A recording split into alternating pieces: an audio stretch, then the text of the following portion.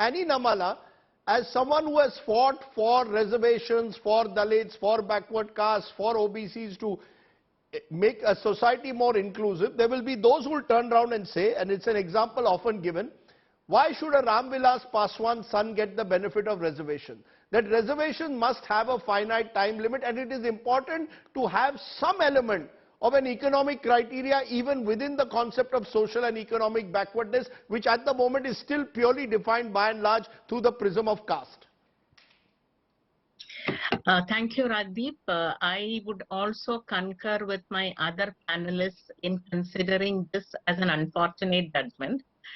Because why I would say that is like, the very basis of reservation has been on historical disadvantages, caste, and other issues.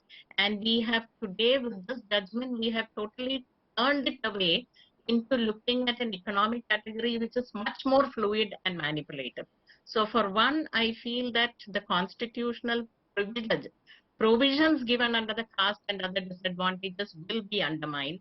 And I am bringing this from my own experience of the RTE Act, which has 25% reservation under disadvantaged and economically weaker section children in private schools. My experience of working on it for 10 years is that everyone, the public and including the bureaucrats, they forget the disadvantaged category. They think that all children can be brought into the economically weaker section category, and you don't really need to specifically look at disadvantage. No, how?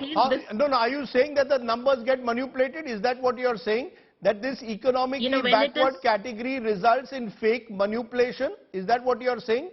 It results in fake manipulation because the poorest don't have income certificates, and it is only the little better off that can have, but that is beside the point.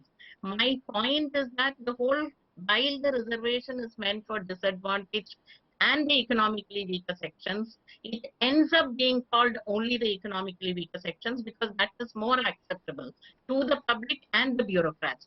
And this way I feel as we start giving economic reservations on the economic basis, my fear is that the dissent, the social, the categories of caste and others would be done away in sooner or later. That's it's very interesting.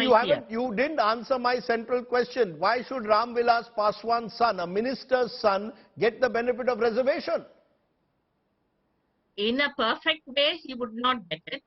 But in the imperfect way of implementation, he would get it. Just like what we would say an economically weaker section person can manipulate the income certificate.